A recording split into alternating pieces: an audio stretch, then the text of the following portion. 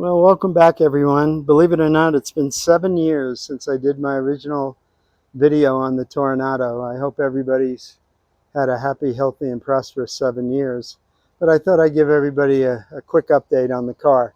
Car's been fine. Done a few upgrades to it. Most notable, as you can see, is I've replaced the tires with tires that have more appropriate white wall for a 66 Toronado. So I think I bought these tires from Diamond Tire. I think they say Auburn on them, but just more appropriate for the age of the car, and it looks better. The other thing that we did is, and I had feedback on the original video, that the front interior was not correct. So we had the interior done. And let me just put a shout out to Sterling Interiors in Franktown, Colorado, Bill Duckworth. He did a nice job. It takes about a year or a year and a half to get on his schedule to get the job done, but did a nice job. Let me just put down the armrest because the armrest kind of nicely done. But carpet, front and back interior, just nice. We'll move on to the engine and talk a little bit about some of the engine work we did. But overall, tires and interior, and the car has been running well and holding up. I don't drive it that much, but it's been a nice car. Okay, now let's move on to the engine. This has got to be in the top 5 of coolest air filters from GM. So it'd be interesting to get everybody else's opinion, but I would say the mid-60s Buick Darth Vader air filters are probably number 1. I think some of those early 60 327 Corvette with the dual horn, I think that's a good one.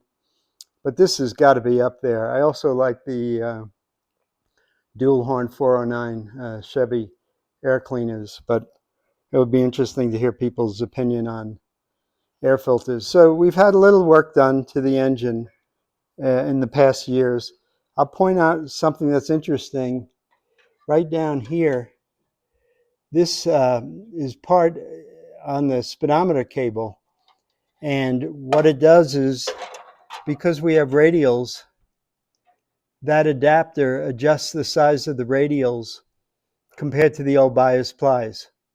So that's kind of an interesting note. The other thing is we got a dual master installed. And people who watched the first video know that I was concerned about a single master. We kept the drums on the car, but it'd be interesting to get people's opinion on the braided lines too. My mechanic used braided lines. Some other work. I'm going to take the air filter off, talk about some of the carburetor rebuild we did. But I think there was a fuel pump, a little bit of work. Oh, the other thing is in the back here with the distributor, we put on a Pertronics, and I'm very pleased with that. It seems to be working very well. Performance is very good. So now we'll take a look at the carburetor with the air filter off. Here we are with the air filter off, and look at that flat manifold with that big quadrajet carburetor. So the thing that we just had done is we had the accelerator pump and the carb rebuilt, and my mechanic made a big deal out of the accelerator pump. It's like has a little blue bushing on it, but that underneath the bushing had a small spring. He said he got one that didn't have the spring. It was very important to him that this accelerator pump had a spring on it. But anyway, tune that up.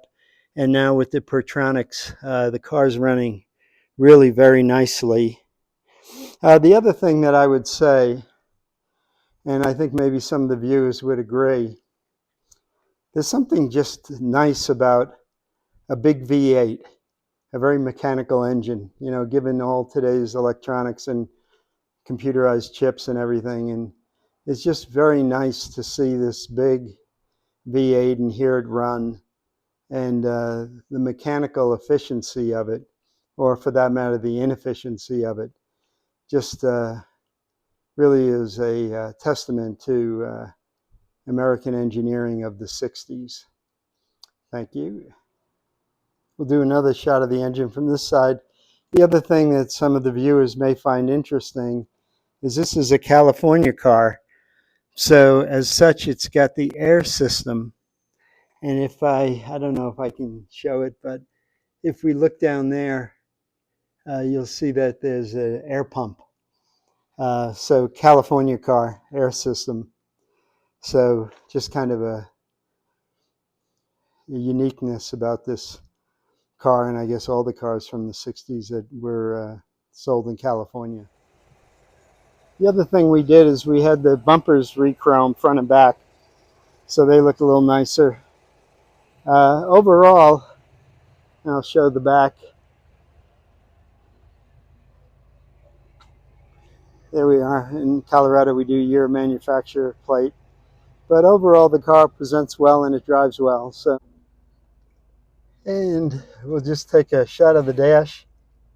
You know, it's got that cool oil can speedometer, and the odometer there is 18,984. It's been around once, so it's 118. But take it out for a little Sunday drive. And again, America, when America used to make great cars. Hope you have a nice summer. Cheers.